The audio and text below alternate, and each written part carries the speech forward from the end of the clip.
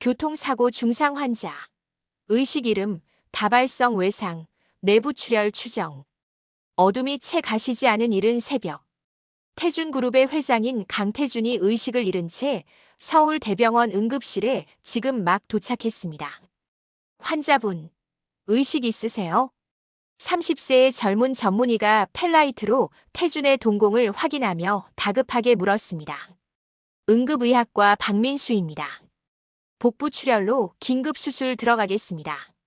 그때 갑자기 의식을 잃었던 태준이 입을 열었습니다. 민수, 우리 아이 이름이. 태준의 입술이 가늘게 떨리며 30년 전 기억이 흘러나왔습니다. 30층 사무실에서 서울 시내가 한눈에 내려다 보이는 곳. 강태준 회장의 손끝이 크리스털 위스키 잔을 천천히 돌리고 있었습니다. 오늘만으로 세 번째 건배였죠. 태준이 형님, 오늘도 또 혼자 마시고 계시네요. 롯데호텔 스위트 라운지로 들어온 박진우 회장이 호탕하게 웃으며 다가왔습니다. 오늘은 대한상공회의소 원래 모임이 있는 날이었죠. 진우야, 왔구나. 앉아. 오늘 무슨 좋은 소식 없나? 태준은 평소와 다름없이 밝게 웃으며 자리를 권했습니다. 하지만 그 웃음 뒤에 무언가 공허한 그림자가 스쳐 지나갔죠. 형님은 정말 대단해요. 미국에서 15년 동안 사업하시다가 한국 돌아오셔서 10년 만에 태준그룹을 이 정도까지 키우시다니. 매출 8천억 원 돌파했다면서요. 그런가? 별거 아니야. 태준은 겸손하게 답했지만 속으로는 다른 생각을 하고 있었습니다. 8천억이면 뭐하나. 정작 중요한 건 다 잃어버렸는데. 형님, 그런데 언제 결혼 생각 안 하세요? 58세면 아직 충분히 젊으시잖아요. 순간 태준의 손이 움찔했습니다. 위스키 잔이 살짝 기울어지며 몇 방울이 테이블에 떨어졌죠. 결혼? 나는 이미 결혼해봤어. 30년 전에. 30년 전이요? 그럼 지금 부인은? 죽었어. 사고로. 분위기가 갑자기 무거워졌습니다. 박진우는 당황하며 사과했지만 태준은 오히려 더 밝게 웃었습니다. 미안. 너무 무겁게 얘기했나? 자, 오늘은 즐겁게 놀자고. 그날 밤 파티는 화려했습니다. 강남 최고급 클럽에서 열린 2차 모임에는 재계 인사들과 연예계 스타들까지 몰려들었죠. 태준은 그 중심에서 누구보다 활기차게 웃고 떠들었습니다. 강 회장님, 사진 한 장만 찍어주세요. 회장님, 저희 회사 광고 모델 제안 거는 어떻게 생각하세요? 태준 형, 다음 주 골프 약속 잡아요. 사람들이 끊임없이 그에게 몰려들었습니다. 태준은 모든 사람에게 완벽한 미소를 지어 보였죠. 마치 세상에서 가장 행복한 사람인 것처럼. 하지만 새벽 3시 모든 사람들이 떠나고 클럽이 조용해졌을 때였습니다. 태준은 혼자 소파에 앉아 마지막 한 잔을 기울였습니다. 사장님, 대리기사 불러드릴까요? 클럽 매니저가 조심스럽게 물었습니다. 아니야. 조금만 더 있다가 갈게. 태준의 목소리가 갑자기 쓸쓸해졌습니다. 집에 가봐야 137평 펜트하우스에 혼자뿐이었으니까요. 화려한 가구들과 비싼 그림들이 가득한 집이지만 그 어디에도 따뜻함은 없었습니다. 휴대폰을 꺼내 연락처를 훑어봤습니다. 500개가 넘는 번호들이 저장되어 있었지만 정작 진짜 이야기를 나눌 수 있는 사람은 아무도 없었죠. 지영아. 갑자기 아내의 이름을 부르고 있었습니다. 30년이 지났지만 여전히 선명한 기억이었어요. 임신 8개월이었던 지영이 환하게 웃으며 말했던 것. 여보, 우리 아이 이름 뭐로 할까요? 아들이면 민수, 딸이면 민지 어때요? 좋지. 지영이가 정한 이름이면 뭐든 좋아. 그때는 정말 행복했습니다. 작지만 꿈이 있었던 회사, 사랑하는 아내, 그리고 곧 태어날 아이까지. 모든 게 완벽해 보였죠. 그런데 경쟁사 서진그룹의 모략이 모든 걸 망가뜨렸습니다. 납치된 지영과 뱃속의 아이. 그리고 3일 후 발견된 차 안에서 타 죽은 시체들. 경찰은 사고사라고 결론 지었지만 태주는 알고 있었습니다. 이게 계획된 살인이라는 걸.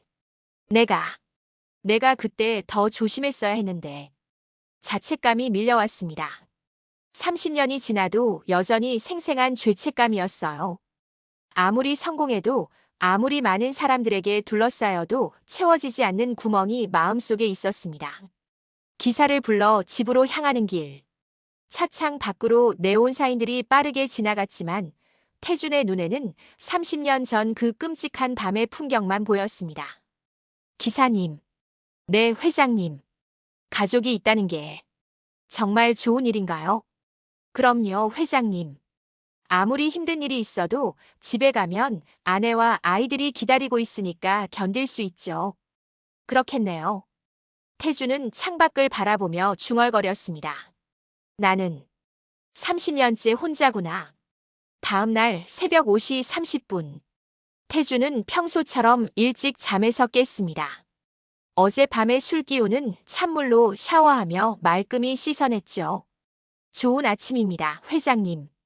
오늘 일정 말씀드리겠습니다. 전속 기사 이민호가 검은색 벤츠 S클래스 뒷문을 열며 인사했습니다. 태준의 10년 직이었죠. 민호야, 고생 많다. 오늘 첫 일정이 뭐였지?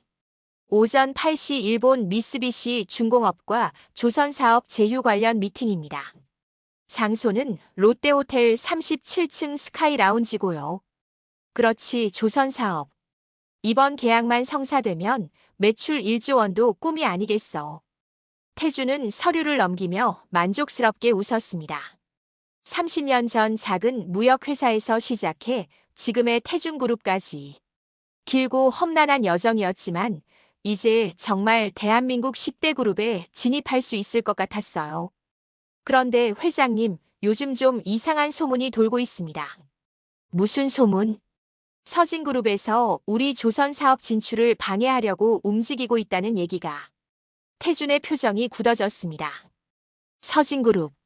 30년 전 자신의 인생을 망가뜨린 바로 그 회사였죠. 서진그룹이라고? 네. 서진 회장 아들 서민재가 직접 일본에 가서 로비를 하고 있다는 얘기도 있고요. 그 계자식들이. 태준의 주먹이 자연스럽게 꽉 쥐어졌습니다. 30년 전의 분노가 다시 끌어올랐어요. 그때였습니다. 갑자기 옆 차선에서 검은색 25톤 트럭 한 대가 미친 듯이 속도를 내며 다가오는 게 보였습니다. 민호야, 저 트럭 좀 이상하지 않아? 네. 아, 저건. 이민호의 얼굴이 순간 하얘졌습니다.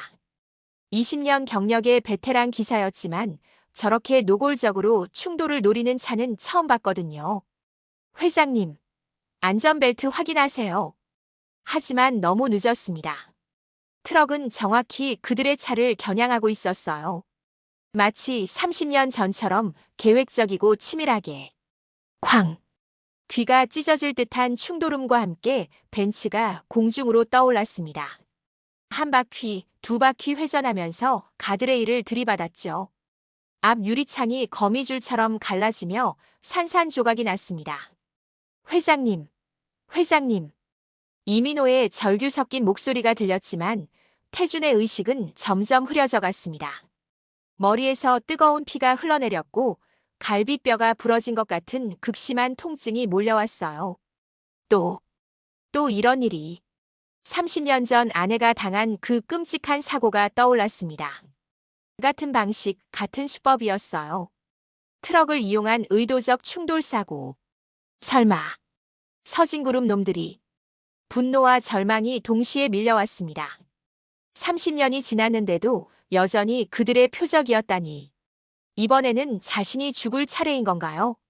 119 신고 접수되었습니다. 강남대로 교보빌딩 앞에서 대형 교통사고 발생.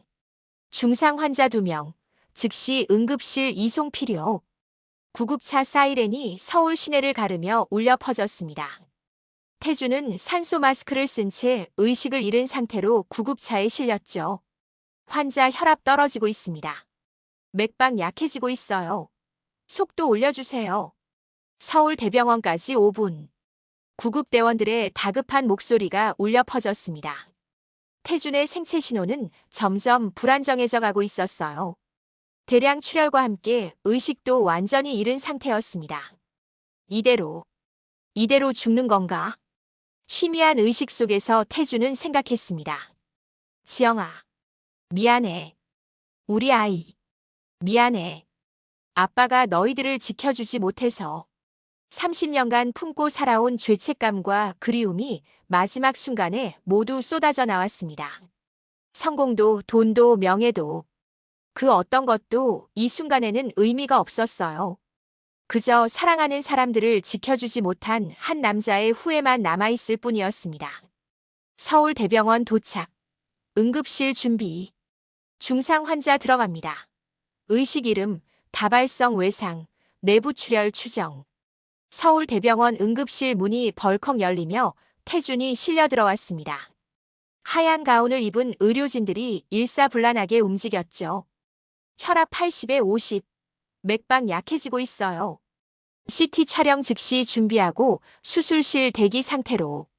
그 순간 응급의학과 전문의 박민수가 뛰어들어왔습니다. 30세의 젊은 나이지만 이미 5년째 응급실에서 수많은 생명을 구해온 베테랑이었어요.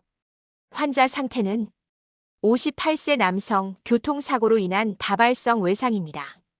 의식은 완전히 잃었고요. 민수는 재빠르게 태준의 상태를 살폈습니다. 펠라이트로 동공 반사를 확인하고 청진기로 심장과 폐 소리를 들었죠. 복부 내 출혈이 있습니다. 지금 당장 수술하지 않으면 위험해요. 민수 선생님, 환자 신원 확인됐습니다. 태준그룹 강태준 회장님이에요. 간호사의 말에 응급실이 순간 조용해졌습니다. 대한민국에서 모르는 사람이 없는 유명 인사였거든요. 회장이든 뭐든 상관없어. 지금은 그냥 환자야. 민수의 목소리는 단호했습니다. 그에게는 환자의 신분보다 생명이 더 소중했어요. 수술실 준비 완료됐습니다. 좋아. 지금 올라가자. 민수가 직접 침상을 밀며 수술실로 향했습니다. 그 순간 태준의 손이 살짝 움직였어요. 의식이 돌아오고 있나? 태준의 눈꺼풀이 천천히 떨렸습니다. 흐릿한 시야 속에서 하얀 가운을 입은 젊은 남자의 얼굴이 보였죠. 괜찮으세요? 저는 박민수 의사입니다. 지금 수술 준비 중이니까 걱정하지 마세요. 민수의 목소리는 따뜻하고 안정적이었습니다. 태준은 왜인지 모르게 그 목소리에서 묘한 친근감을 느꼈어요. 민수. 네, 박민수입니다. 응급의학과 전문이고요. 태준의 눈에서 눈물이 흘렀습니다. 민수. 30년 전 아내와 함께 지으려고 했던 아들 이름이었거든요. 우리 아이 이름. 민수였는데. 네. 뭐라고 하셨어요? 하지만 태준은 다시 의식을 잃었습니다. 민수는 이상하다는 표정을 지었지만 지금은 수술이 우선이었어요. 4시간에 걸친 수술이 끝났습니다. 민수는 땀을 닦으며 중환자실에서 나왔죠. 수술 잘 됐어요. 다행히 주요 장기 손상은 없었고 뇌출혈도 완전히 멈췄습니다. 정말 다행이네요. 민수 선생님 덕분입니다. 동료 의사들이 칭찬했지만 민수의 마음은 복잡했습니다. 수술 중에 계속 환자가 했던 말이 신경 쓰였거든요. 우리 아이 이름 민수였는데 왜 그런 말을 했을까? 이틀 후 태준이 의식을 되찾았습니다. 중환자실에서 눈을 뜨자 가장 먼저 보인 건 민수의 얼굴이었어요. 다시 뵙네요. 기분이 어떠세요? 선생님. 제가 살아있네요. 태준의 목소리는 쉬었지만 눈빛은 또렷했습니다. 당연히 살아있으시죠. 제가 그렇게 만들었으니까요. 민수가 장난스럽게 웃었습니다. 환자를 안심시키는 그만의 방법이었어요. 정말 고맙습니다. 선생님이 아니었다면. 태준은 민수를 바라보며 또 그 묘한 감정을 느꼈습니다. 처음 보는 사람인데 왜 이렇게 친근할까요? 선생님 나이가 어떻게 되시나요? 저요? 30이에요. 올해로 31살이고요. 31살. 태주는 계산해 봤습니다. 1994년생이라면 자신의 아이가 살아있다면 정확히 그 나이였어요. 혹시 생일이 언제세요? 12월 15일이에요. 왜 그러세요? 태준의 심장이 쿵쾅거렸습니다. 12월 15일. 아내 지영의 출산 예정일이었거든요. 아, 아니에요. 그냥 궁금해서요. 회장님 생신은 언제세요? 2월 14일이야. 발렌타인데이네요. 좋은 날 태어나셨어요. 민수가 밝게 웃었습니다. 하지만 태주는 웃을 수 없었어요. 너무 많은 우연의 일치가 겹쳐지고 있었거든요. 선생님, 어머니는 어떤 분이세요? 우리 엄마요? 병원에서 간병인 일하세요. 정말 훌륭한 분이에요. 저 혼자 키우시느라 얼마나 고생하셨는지. 혼자 키우셨다고요? 네. 아버지는 제가 태어나기 전에 돌아가셨어요. 사고로. 태준의 숨이 멎을 것 같았습니다. 모든 퍼즐 조각이 맞아떨어지고 있었어요. 혹시 어머니 성함이 한지영이에요. 왜 그러세요? 혹시 아시는 분인가요? 한지영. 태준의 머릿속이 하얗게 변했습니다. 30년 전 자신이 사랑했던 아내의 이름이었거든요. 아, 아니에요. 그냥 이름이 예뻐서요. 태준은 가슴이 터질 것 같았지만 겉으로는 태연한 척했습니다. 하지만 마음속으로는 확신이 들고 있었어요. 설마 이 아이가? 일주일 후 태준은 일반 병실로 옮겨졌습니다. 회복이 빠른 편이었지만 무엇보다 민수와 더 많은 시간을 보내고 싶었기 때문이에요. 회장님, 오늘 컨디션은 어떠세요? 민수가 회진을 돌며 들어왔습니다. 태주는 이 시간이 하루 중 가장 기다려지는 순간이었어요. 덕분에 많이 좋아졌어요. 선생님이 워낙 잘 돌봐주셔서. 제가 한 게 뭐 있어요? 회장님께서 체력이 좋으신 거죠. 민수가 차트를 확인하며 웃었습니다. 태주는 그 웃는 모습에서 30년 전 아내 지영의 모습을 봤어요. 눈가에 생기는 주름이 똑같았거든요. 선생님, 혹시 어머니랑 닮으셨나요? 많이 닮았다고 하세요. 특히 웃을 때 눈 모양이 똑같다고 하더라고요. 그렇구나. 어머니는 언제부터 간병인 일을 하셨어요? 제가 어릴 때부터요. 저를 키우시느라 여러 일을 하셨는데 병원 일이 가장 안정적이어서 계속 하고 계세요. 태주는 조심스럽게 더 깊이 물어봤습니다. 어머니가 예전에 어떤 일을 하셨는지 아세요? 글쎄요. 엄마께서는 과거 얘기를 잘 안 하세요. 가끔 물어봐도 기억이 잘 안 난다고 하시고. 기억이 안 난다고요? 네. 제가 태어날 때 사고가 있었다고 하는데 그때 머리를 다쳐서 기억 상실이 왔대요. 태준의 심장이 다시 빨리 뛰기 시작했습니다. 30년 전 그 사고에서 지영이 살아났다면 머리 외상으로 기억을 잃었을 수도 있어요. 선생님, 혹시 어머니가 가지고 계시는 오래된 물건 같은 거 없나요? 사진이라든지. 있어요. 엄마가 항상 목걸이 하나를 하고 다니세요. 저한테는 아버지가 선물해 주신 거라고 하셨는데. 목걸이요? 태준의 목소리가 떨렸습니다. 30년 전 지영에게 결혼 1주년 선물로 준 하트 모양 목걸이가 생각났거든요. 네, 작은 하트 모양의 퍼레버라고 새겨진 목걸이예요. 태준은 거의 실신할 뻔했습니다. 바로 자신이 선물한 그 목걸이였어요. 혹시 어머니를 한번 뵐 수 있을까요? 엄마를요? 왜요? 아, 그냥. 생명의 은인인 선생님, 어머니께 인사드리고 싶어서요. 민수는 잠시 고민했습니다. 환자가 의료진 가족을 만나는 건 흔한 일이 아니었거든요. 글쎄요. 엄마가 좀 내성적이세요. 모르는 사람들 만나는 걸 어려워하시고. 그래도 한 번만 부탁드려요. 정말 감사 인사만 드리고 싶습니다. 태준의 간절한 표정에 민수가 마음을 바꿨습니다. 알겠어요. 엄마한테 얘기해 볼게요. 그날 밤 민수는 어머니에게 전화했습니다. 엄마, 나 민수야. 아, 민수야. 병원에서 밥은 잘 먹고 있니? 네, 걱정 마세요. 그런데 한 가지 부탁이 있어요. 무슨 부탁? 제가 수술한 환자분이 엄마를 한번 뵙고 싶다고 하세요. 감사 인사를 드리고 싶다고. 전화 너머로 지영의 침묵이 길었습니다. 어떤 분인데? 태준그룹 강태준 회장님이에요. 교통사고로 중상을 입으셔서 제가 수술했거든요. 강태준? 지영의 목소리가 갑자기 떨렸습니다. 왜인지 모르게 그 이름이 가슴 깊은 곳에서 무언가를 건드리는 것 같았어요. 엄마, 괜찮으세요? 아, 아니야. 괜찮아. 그런데 왜 나를 보고 싶어 하시는 거니?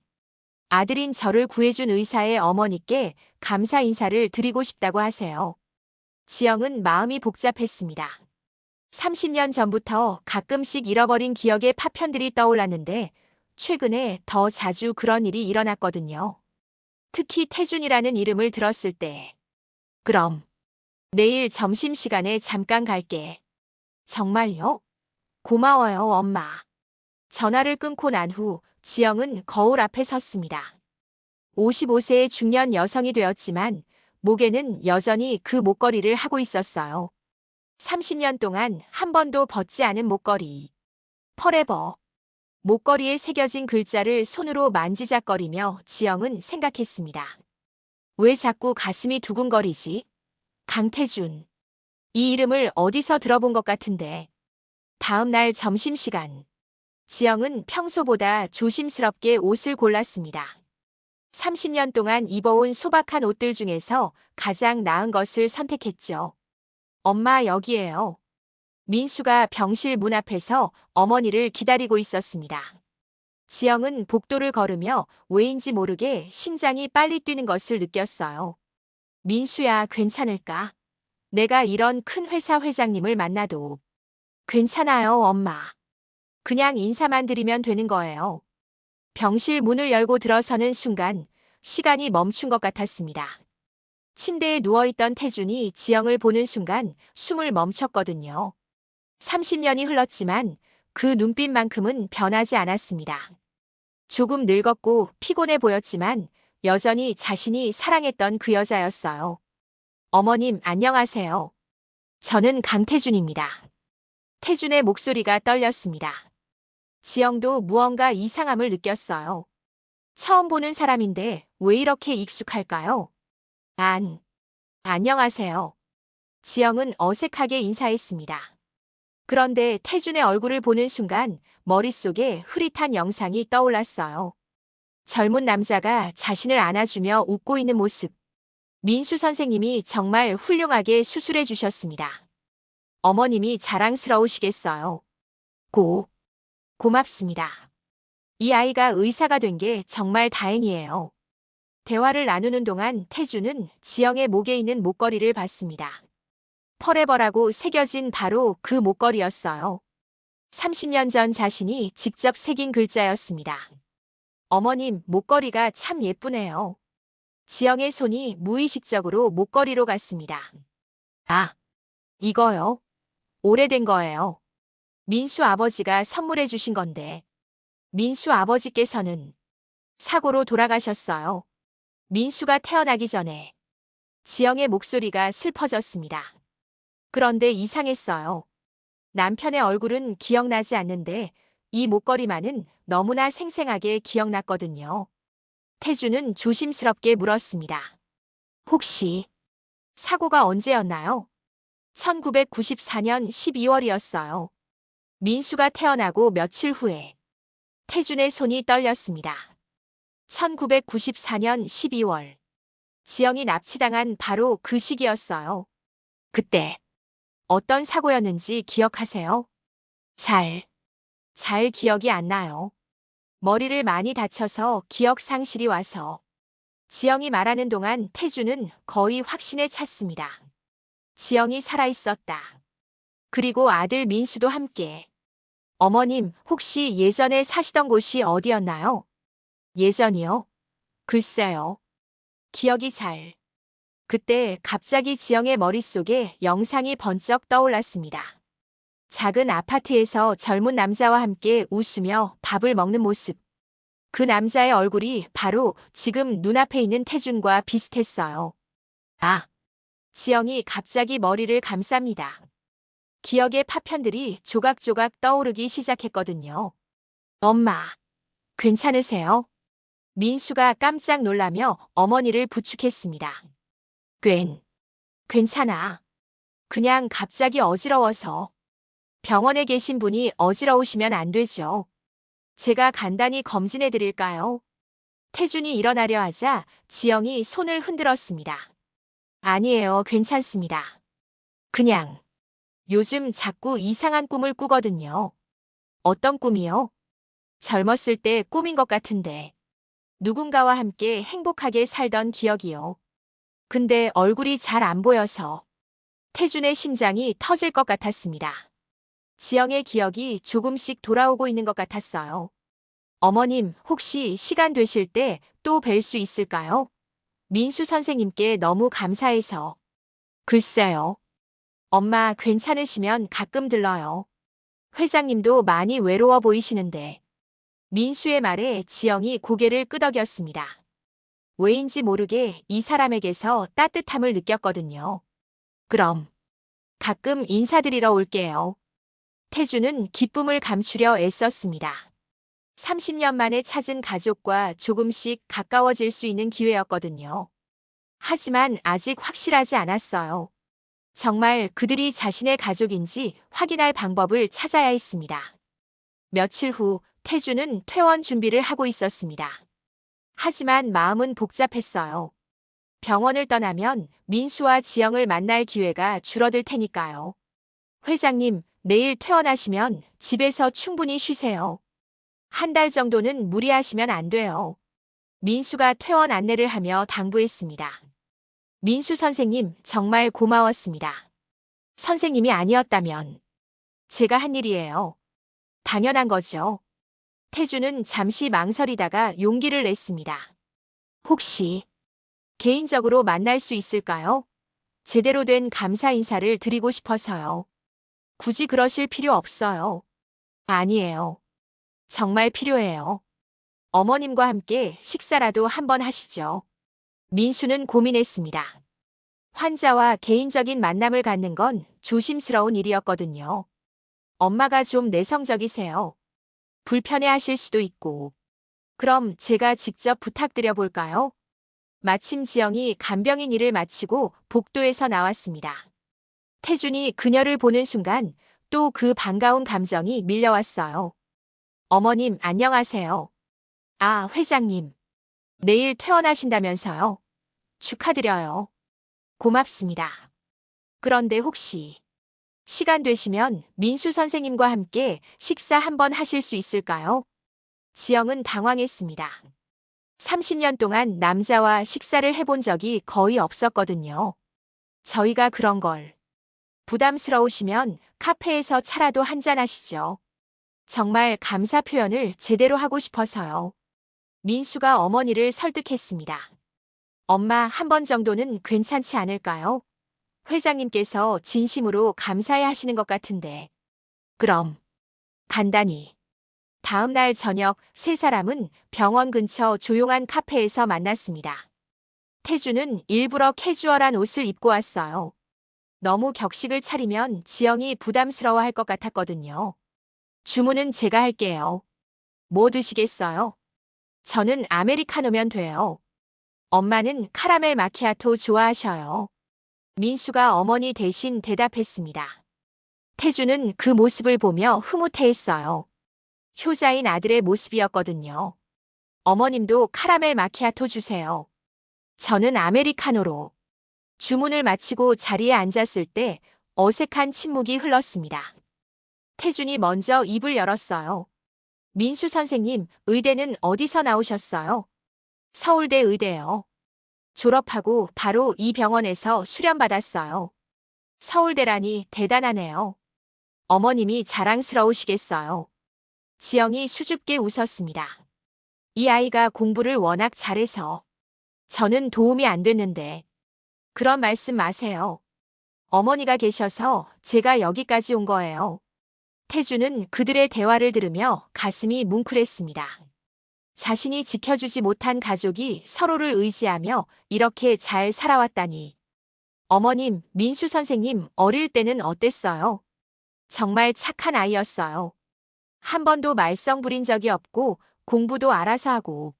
지영이 아들 자랑을 하는 동안 태주는 유심히 관찰했습니다. 민수의 손가락 모양, 귀의 형태, 웃을 때의 표정. 모든 게 자신과 닮아 있었어요. 혹시 실례가 되지 않는다면 한 가지만 물어봐도 될까요? 네, 말씀하세요. 태주는 심호흡을 하고 물었습니다. 민수 선생님과 혈액형이 같은지 확인해 볼 수 있을까요? 제가 수술 받을 때 수혈이 필요했는데 혹시 같은 혈액형이라면 감사 표현을 더 특별하게 하고 싶어서요. 사실은 DNA 검사를 하고 싶었지만 너무 직접적으로 말할 수는 없었어요. 저는 AB형이에요. 회장님은요? 나도 AB형이야. 민수가 신기해했습니다. 우와, 정말 우연이네요. 엄마도 AB형이에요. 태준의 심장이 다시 뛰기 시작했습니다. AB형은 전체 인구의 10% 정도밖에 안 되는 희귀한 혈액형이었거든요. 정말 신기한 우연이네요. 그때 지영이 갑자기 머리를 감쌌습니다. 아, 엄마, 또 어지러우세요? 괜찮아. 그냥 자꾸 이상한 기억이 떠올라서. 어떤 기억이요? 태준이 조심스럽게 물었습니다. 병원. 하얀 병실에서 누군가 제 손을 잡고 있는 기억이요. 그런데 얼굴은 잘 안 보이고. 태준은 알고 있었습니다. 30년 전 지영이 출산 후 의식을 잃었을 때 자신이 며칠 동안 병실에서 그녀의 손을 잡고 있었거든요. 어머님 혹시 정말 확실하게 하고 싶은 게 있어요. 뭘요? DNA 검사를 해보면 어떨까요? 제가 민수 선생님과 정말 특별한 인연이 있는 것 같아서요. 민수와 지영이 깜짝 놀랐습니다. DNA 검사요? 왜 갑자기? 태주는 더 이상 숨길 수 없었습니다. 사실은 저도 30년 전에 아내와 아들을 사고로 잃었어요. 민수 선생님을 보면서 자꾸 제 아들이 생각나서. 설마. 민수의 얼굴이 하얘졌습니다. 저도 확신은 없어요.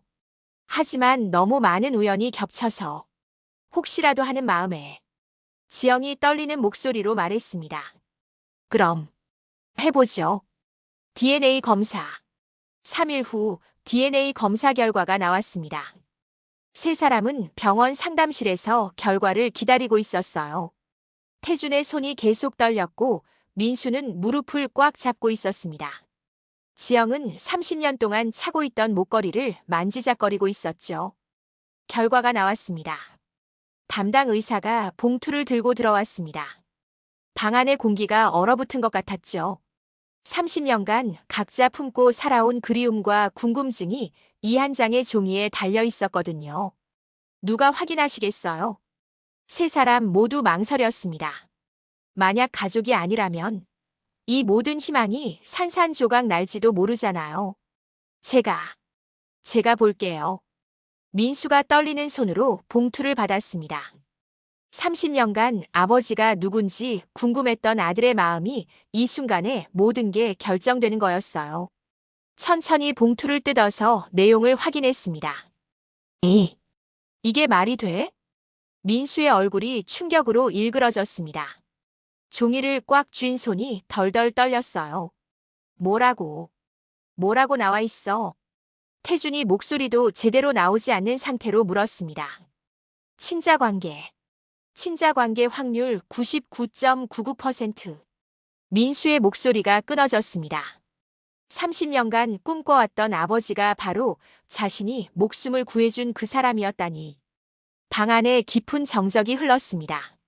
세 사람 모두 이 순간을 어떻게 받아들여야 할지 몰랐어요. 너무나 기적 같은 일이었거든요. 아버지. 민수가 떨리는 목소리로 태준을 불렀습니다. 30년간 한 번도 불러보지 못했던 그토록 부르고 싶었던 그 이름이었어요.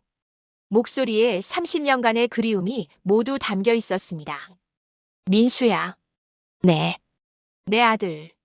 태준의 목소리가 완전히 깨졌습니다.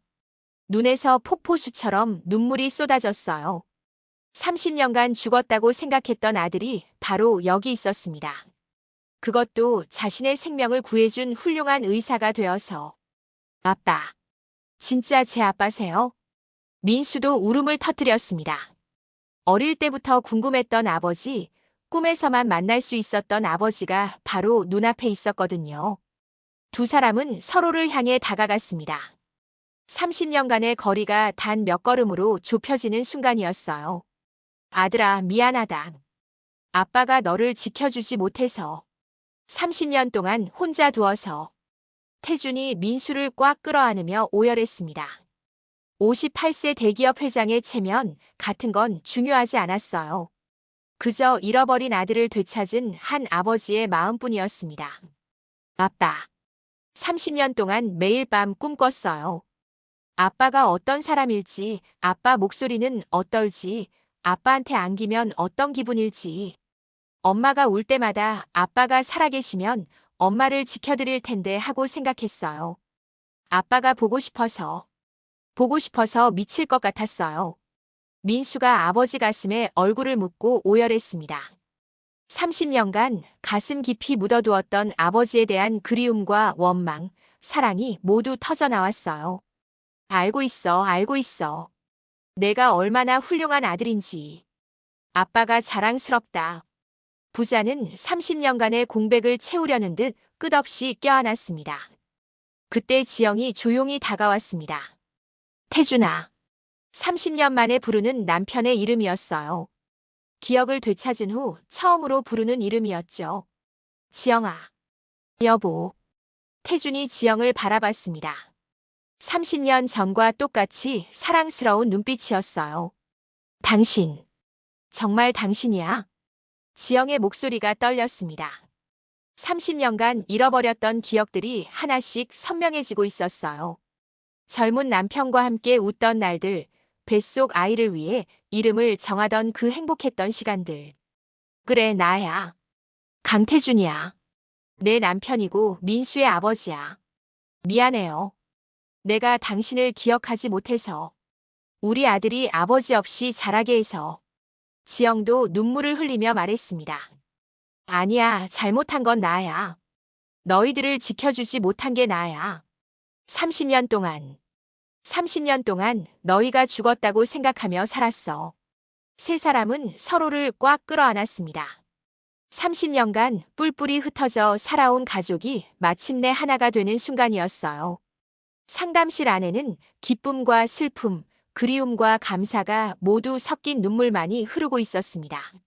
엄마, 아빠. 우리 정말 가족이에요. 민수가 부모님을 번갈아 보며 물었습니다. 아직도 꿈 같았거든요. 그래, 우리는 가족이야. 30년 늦었지만 이제 진짜 가족이 됐어. 태준이 아내와 아들을 더욱 꽉 안으며 말했습니다. 다신 떨어지지 말자. 이제는 진짜로 함께 살자. 네, 아빠. 엄마. 사랑해요. 우리도 사랑한다, 민수야. 30년간의 기다림이 끝나고 새로운 시작이 밝아오는 순간이었습니다. 6개월 후 태준의 삶은 완전히 달라져 있었습니다. 민수야, 오늘 수술 어땠어? 태준이 병원으로 아들을 마중 나왔습니다. 요즘 그의 일과 중 가장 중요한 부분은 가족과 함께하는 시간이었어요. 아빠, 오늘은 좀 힘들었어요. 교통사고 환자가 와서. 저희가 처음 만났던 때가 생각났어요. 그렇구나. 그때 일이 우리 가족을 다시 만나게 해준 기적이었지. 맞아요. 그런데 아빠, 서진그룹 일은 어떻게 됐어요? 민수가 걱정스럽게 물었습니다. 30년 전 가족을 해친 원수들에 대한 이야기였거든요. 완전히 끝났어. 30년 전 사고 당시 트럭 기사가 양심 선언을 했거든. 서진그룹 서민재가 직접 지시했다는 녹음 파일까지 나왔어. 경찰이 재수사에 들어갔고 서민재는 구속됐어. 회사도 법정 관리에 들어갔고 말이야. 태준의 목소리에 30년간의 한이 풀리는 안도감이 섞여 있었습니다. 그 기사분은 왜 지금에서야 말씀하신 거예요? 30년간 죄책감에 시달려왔대. 자식이 태어나고 보니까 죄 없는 가족을 해친 게 너무 괴로웠던 모양이야. 우리 가족이 제외했다는 뉴스를 보고 용기를 냈다고 하더라. 다행이에요. 이제 정말 평안하게 살 수 있겠네요. 부자는 손을 잡고 집으로 향했습니다. 30년 만에 찾은 가족의 시간이 너무나 소중했어요. 집에 도착하자 지영이 앞치마를 두르고 나왔습니다. 기억을 되찾고 난 후 더욱 밝아진 모습이었어요. 자기야, 민수야, 왔구나. 어떻게 같이 와? 아빠가 마중 나오셨어요. 요즘 매일 이래요. 민수가 웃으며 대답했습니다. 30년 못 해본 아빠 노릇을 지금이라도 해야지. 태준이 지영의 이마에 가벼운 키스를 했습니다. 30년 전처럼 자연스러운 애정 표현이었어요. 여보, 오늘 무슨 좋은 일 있었어? 표정이 한결 밝아졌네. 서진그룹 일이 완전히 끝났어. 이제 정말 우리만 생각하고 살 수 있을 것 같아. 정말요? 다행이에요. 이제 과거는 정말 끝인 거네요. 지영의 얼굴에도 안도의 표정이 스쳤습니다. 30년간 잃어버린 기억 속에서도 어딘가 불안했던 마음이 드디어 편해지는 것 같았어요.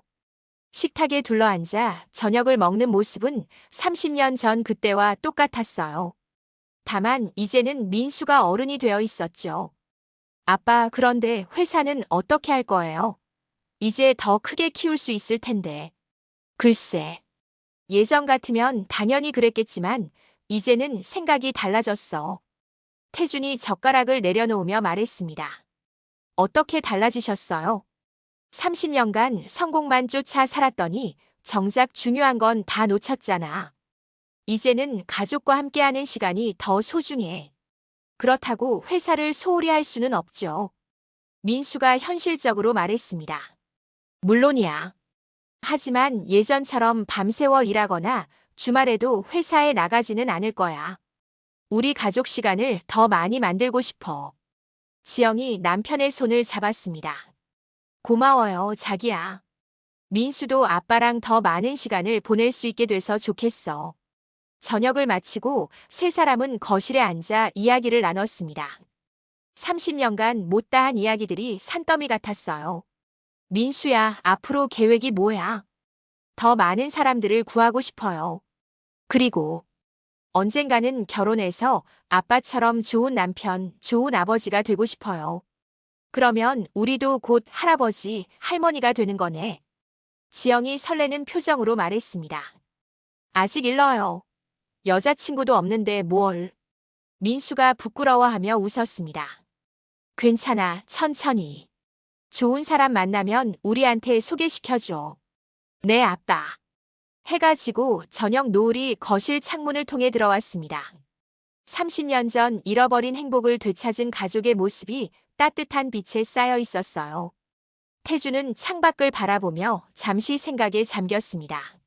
30년 전 그 끔찍한 밤 모든 걸 잃었다고 생각했을 때가 떠올랐어요. 하지만 지금 이 순간 그 모든 고통과 절망이 의미 있었다는 생각이 들었습니다. 그 시간들이 있었기에 지금의 행복이 더욱 소중하게 느껴지거든요. 자기야, 뭘 그렇게 생각해? 지영이 남편의 어깨에 기대며 물었습니다. 그냥 우리가 다시 만날 수 있어서 고마워. 나도 고마워. 기억을 잃었을 때는 정말 막막했는데 민수가 있어서 버틸 수 있었어. 그런데 이제 당신까지 찾으니까 정말 완벽해졌어. 엄마, 아빠, 저도 정말 행복해요. 30년 늦었지만 이제라도 가족이 될 수 있어서. 민수가 부모님을 번갈아 보며 말했습니다. 아직 늦지 않았어. 앞으로 남은 시간이 더 많잖아. 태준이 아내와 아들을 바라보며 말했습니다. 58세라는 나이가 전혀 늦다고 생각되지 않았어요.